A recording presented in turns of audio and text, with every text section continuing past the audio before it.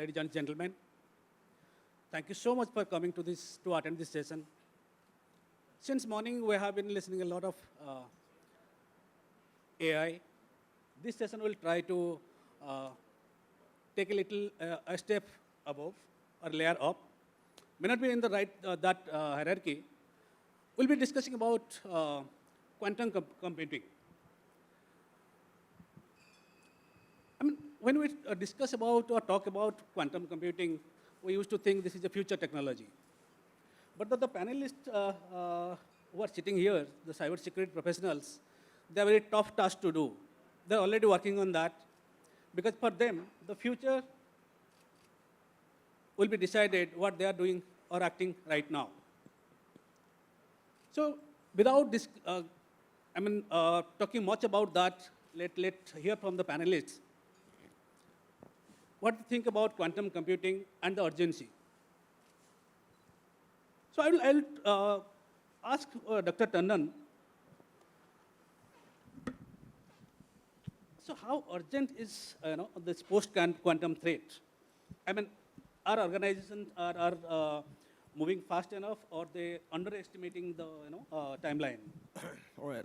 Thank you so much for starting with me. Namaskar, all of you, and a very good afternoon. I'm Dr. Akshit Tandon, and I think we are still in the awareness phase and talking and discussing about it, but the threat is immediate. Looking at the past incidences, we have seen a lot of data breaches. And if you look at the approach of these notorious hackers, it is harvest now and decrypt later. So now they have started this phase now. So they are already started dumping your encrypted data, and they are waiting for the Q day. The Q day where they'll be able to break all these encryptions, whether it is RSA or ECC, and they will be misusing your data. So I think the threat is immediate, and immediately the CISOs should start identifying their crypto assets. They should start working on crypto agility and how to modify their algorithms with the minimum expenditure in coming future. So I think the threat is actually immediate. So any of our panelists do have a different opinion or any contradictory view on that, or everyone agrees to that it is imminent? I think great opening points made by Dr. Tandon. I was reading somewhere, I don't know what I did to be called to this panel, but whatever I read, it was very scary. It said that people having iPhones, if you have a 6-digit PIN to unlock your phone, today using brute force or any other available compute technology, it would take about 7 to 8 hours with all permutation combinations to unlock your phone. That's normally the time it takes. Anybody wants to take a guess using quantum tech, which is available today in developed countries, how much time will it take? Any idea, anybody from the audience? 21 seconds is what they are claiming. So imagine today, sir spoke about crypto assets, etc. But let's look at all our infrastructure from an IT perspective that we have in our country, legacy systems, etc., including hard-coded passwords, right? Are we ready? Sorry, I don't want to be the one to answer that. So back to you. No, absolutely. I mean, anyone, Ajay, to add something? Or yeah. So, in fact, any technology, okay, we need minimum 5 to 10 years, okay, to accommodate or adopt, right? At this point of time, we are in need of quantum security, because the quantum is going to break, okay, any encryptions, okay, and it's going to be a disaster, okay. So for that, NIST already finalized the framework, okay, and Government of India also has done 2023 to 31, almost 6,000 crores has been allocated. Okay, so there is a need. See, but when you come to the industry at this point of time, corporates started adopting, but where is the small, medium enterprises? how they are going to accommodate. So are they going to lose the big business, okay? Or are they going to get a big threat by the quantum attacks, okay? So that is the biggest challenge at this point of time. You know, Dr. Singh, I mean, Dr. Singh, Mr. Singh said from 8 hours to what, 20 seconds, right? And the CIOs and the CISOs, they typically discuss with the CEOs and the board members, on, you know, they make them aware about the new technologies. I will move to now the lady panelist in our, under the dais. You advise a lot of you know, organizations about this. Whenever you talk to any CEO or any board member, what sort of message that you want them to understand about, you know, this PQC or post-quantum era? And how is their reaction to that?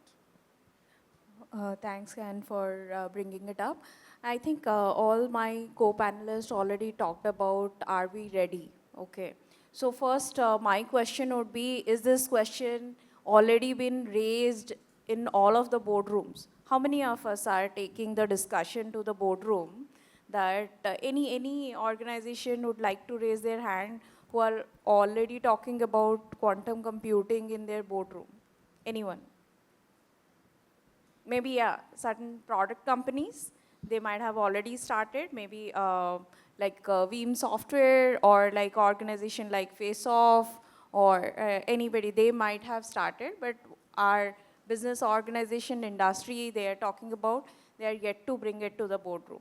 So I would suggest it's high time right now, like we have to start the journey, because it may not be imperative right now, but if we are not starting the journey right now, and the discussion around how to plan the road ahead, if it has not been taken up, so till now we were talking about elephant in the room is AI. Mythos happened, right? Nobody was ready.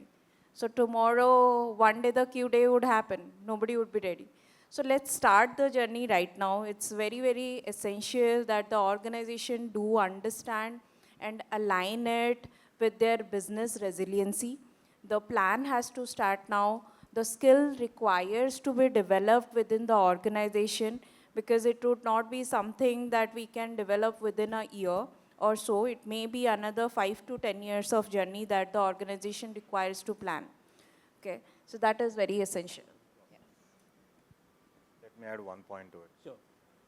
See, so far, quantum technology is not even an agenda in the boardrooms, right? Okay. So far, as a CISO, what I'm struggling right now is to explain what kind of attacks we see from implementing AI, or what kind of breaches we see by incorporating third-party SaaS AI platforms and all that.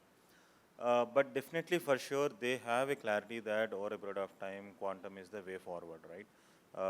Now, there have been few discussions happening here and there. I think in the last 30 days, this is the third session where I'm seeing quantum technology and implementation and incorporation of quantum technology in the advanced or deep tech, right? But definitely, there are few industries who are definitely interested in understanding implementation of quantum technology, followed by the security controls around how do we safeguard our data. But from board point of view, right now the challenge is the AI part. Well, AI has become mainstream, and it is going to stay there, and we'll be discussing volumes and volumes about AI in the next few years. Because you have the mic, Rohit, I would like to ask one more question on that. We discussed that this is quantum computing is imminent, and it's going to be a reality. So if organizations are going to start, where do they start now? What exactly they should start, whether it's cryptography, data assessment, or Yeah. where do they start? See, irrespective of quantum technology or not, as a security professional, what I always start with is the visibility of your assets, right? Let's talk about visibility, understand your assets, and in perspective of quantum, what I look at is when we talk about visibility, where are we using encryption protocols? At what layer, at which applications, and what kind of encryption algorithms we are using. If we can do a discovery of what we are using right now, followed by which assets. When I talk about assets, when it comes to quantum, it's all about data, right? And most of the time we talk about data security, but with respect to quantum, what I would also look at is the data life cycle, Okay, till when do we need this data? See, of course, every data is critical, every data is important, but when it comes to securing data from quantum, post-quantum challenges, implementation challenges, the fact would be if you can segregate your PII, sensitive PII, internal, confidential, the data classification, followed by for how long you want to store the data. See, there are some companies, my company, we store PII and sensitive PII for almost 7 years. Now, if I have data for 7 years and if I am encrypting that data to ensure it is not being breached, even if it is breached, it is confidential. With post-quantum, I need to understand what cryptography controls we have, which versions I am using, which algorithms we are using, followed by how effective they are if the quantum technology in place and they're already hackers are already investigating. Once I have these two things in clear, then followed by the, like other panelists mentioned, we have to start looking at crypto bill of material. One challenge that I have is all the organizations are still suffering with SBOM. SBOM itself is a difficult task for many of the organizations. Now, if I say crypto bomb, and they would always come with the simple answer like we already have TLS 1.2. But TLS 1.2 is not the only thing that we are supposed to think of cryptography, right? You have RSA in email security, you have AES, you have, and Veeam also uses a lot of their own in-house proprietary encryption algorithms. So which algorithms, where we are using, what versions, and how frequently we are changing them, all these things have to be put in place. And only then you'll have a clarity of how you're going to safeguard your data. I still believe we are not sure about the challenges. Exactly. Unless we see an attack, we'll not be able to see. What all we heard so far is quantum technology can break your RSU. And like Jasprit mentioned, 21 seconds. But do we have a mechanism where we can keep changing the certificates, or even if the data is already harvested right now, can we make it useless even if the hacker is,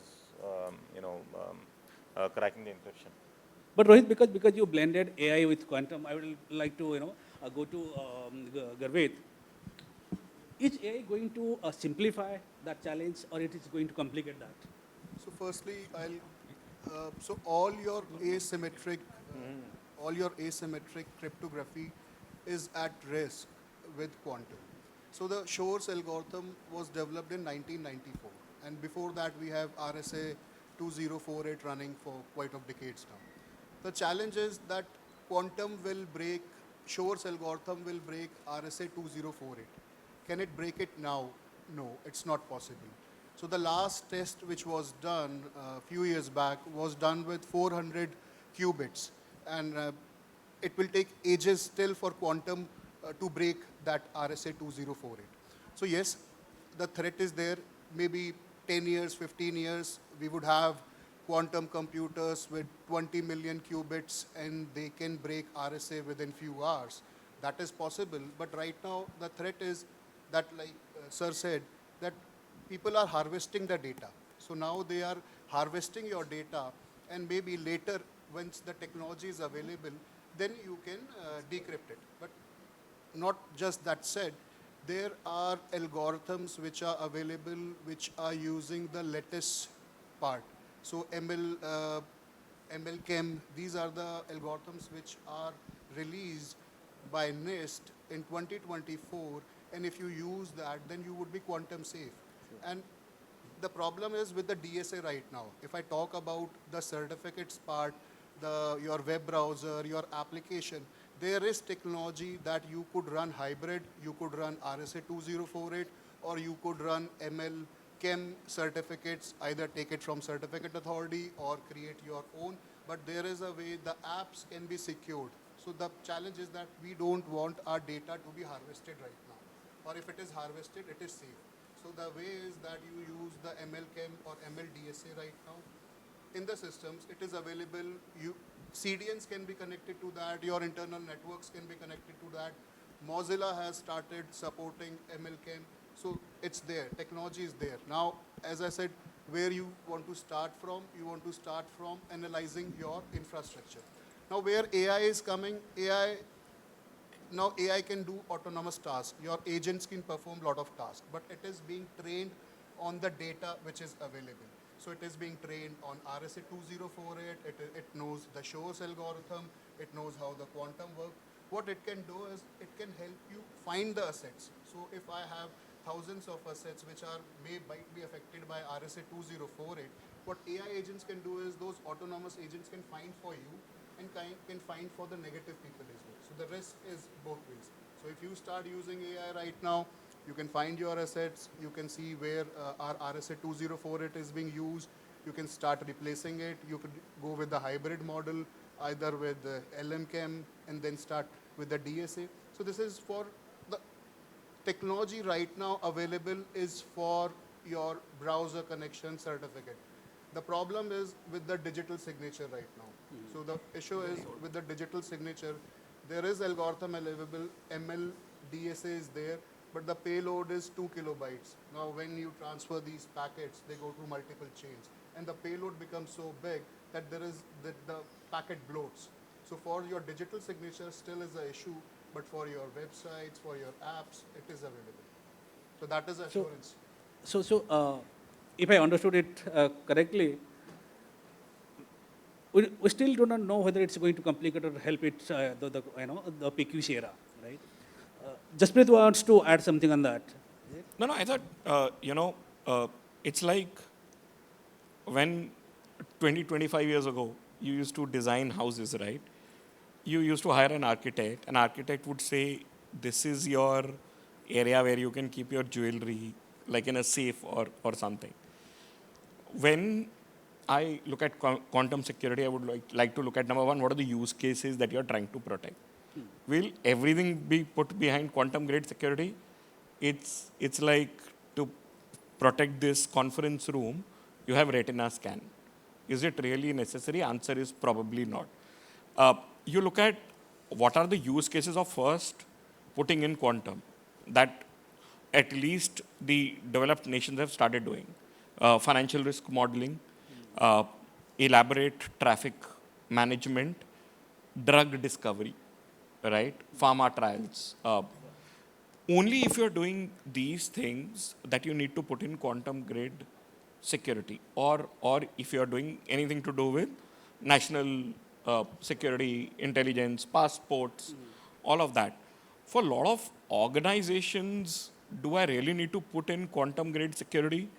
Answer may or may not be true.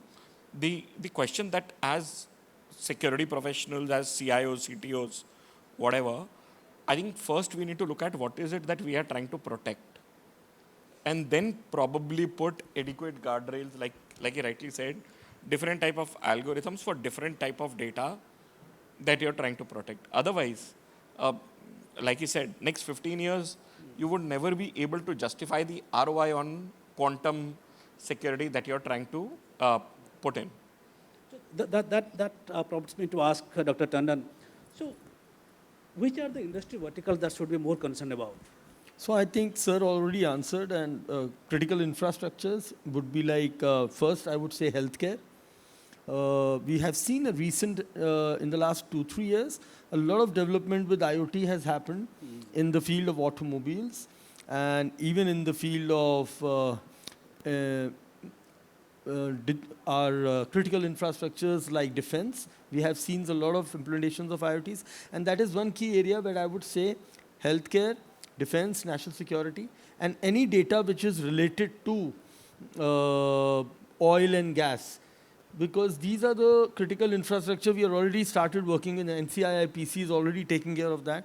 But when we see incidences happening, especially during this Operation Sindoor, when we saw some of the issues coming out, and when we heard this harvest now and decrypt later, so any critical data which is, whether it is related to development of some warfare technology or something, these would be the areas where we really need to bring attention to.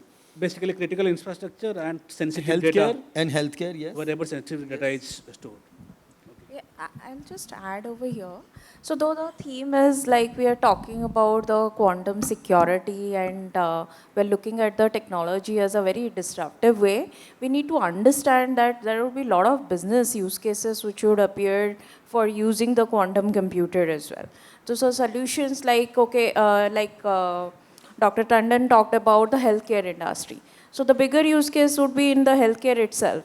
Like nowadays we are taking more than 2 decades, 3 decades in order to identify the solution for, let's say, a disease like cancer.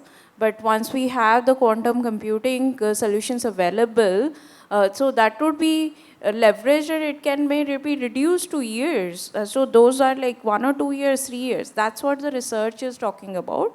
So the adoption of the quantum computing as a business would be also rapidly adopted. So that we need to be ready for a new norm, okay? So tomorrow, let's say various industry, they're adopting it frequently from a business standpoint, then protection would definitely needed, obviously based on the risk involved, so that needs to be factored. But the softwares, their algorithm, they need to be crypto agile for a protection standpoint. That's a messaging I would say everyone needs to take. They need to factor the risk and evaluate whether the softwares are ready for the adopting the algorithm as fast as it would be required or not. See, one trend I can give you is, when we talk about 2012, 2015, the trend that we seen in cyber attacks is APT, right? And then followed by, APT itself was a costly affair at that point of time because you have to define APT specific to a particular organization. And then came ransomware, WannaCry, we all seen the impact of it. Most of us have seen the impact of it. And then followed by ransomware as a service, where people have become, the hackers have become trendy in giving you low cost malwares, right?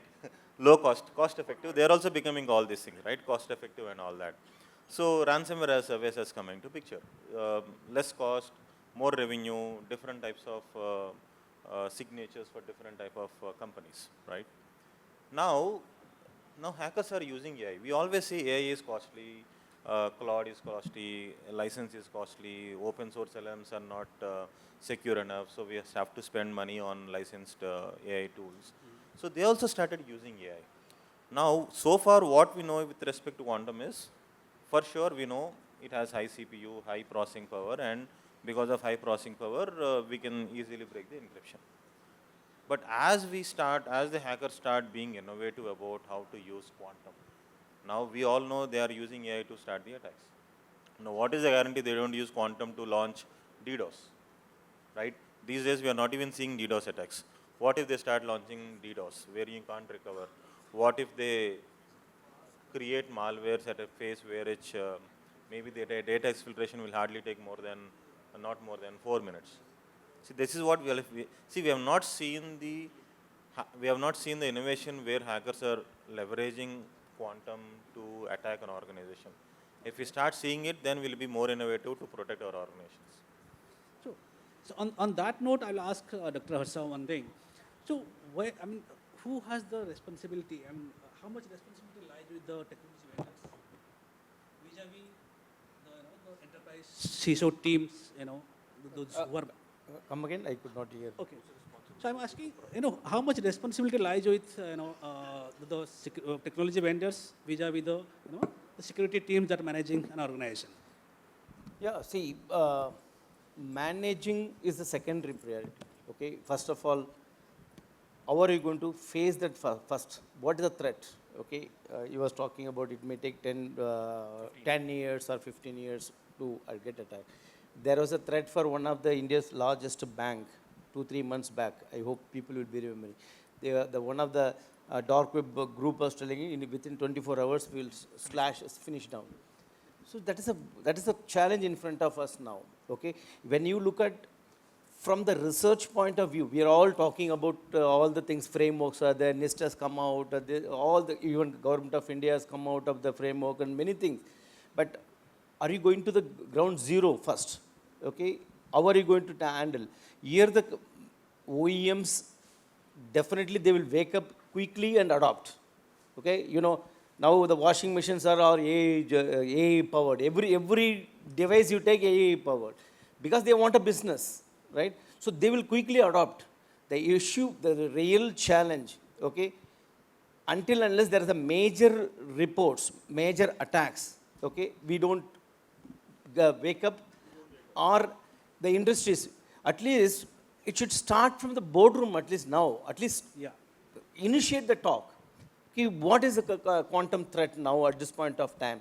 The real challenge for every organization is quantum is not that normal one. It is an expensive affair, right? ROI. ROI, okay? It's a huge investment. It goes into GPUs and TPUs, and then minus 47 degree, you have to maintain every device, right? How are you going to maintain that, okay? How many different segments are there? Finance is there, critical infrastructure is there, and small and medium segments are there, okay? Still, I know, being an auditor, I'm a certain employment auditor, we notice still Windows 7 operating system in few organizations. Still. Windows XPs are there still. When I talk to managing directors and say that, boss, Windows 7 is there, Windows XP is there, what is happening? You will get a ransomware attack immediately. No problem, sir, we'll isolate. We'll remove the plug. cable and isolate. See, Remove the plug and it's done. yeah, so it should be like the leadership should start think about the quantum security, okay? Before, in 2019 and 20, if somebody would have started bringing awareness on the COVID, is anybody would have followed? 2020 is going to come, be aware, be alert, be alert. None of them would have heard of, right? Once this attack is happened, everybody will started jumping here and there and going out, right?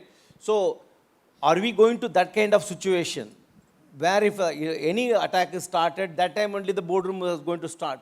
Yeah, let's go ahead and do it, okay? So, the situation here is, from the OEM part, for your question, OEMs, corporates, all already started working.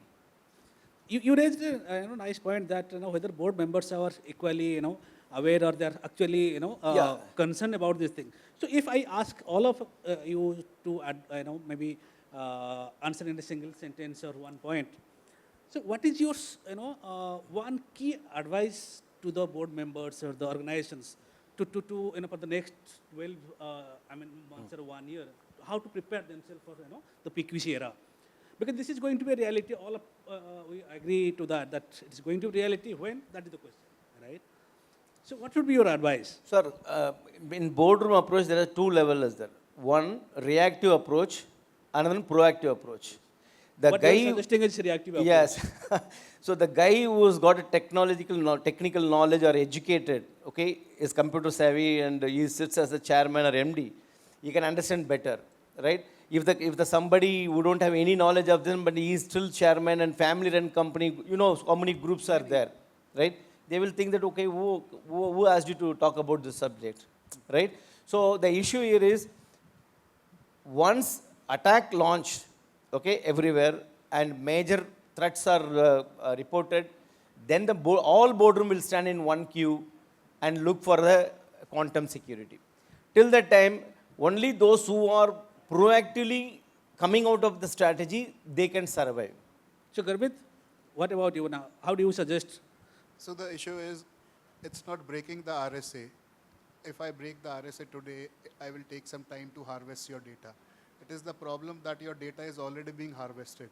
It's the matter of time. It's the matter of time when you will decrypt it. Now, what you need to do now is, there is technology available where you can secure your internal systems. It is provided by NIST. It's been 2 years. We have tested our own. The application, the mobile application, they run on your local certificate store.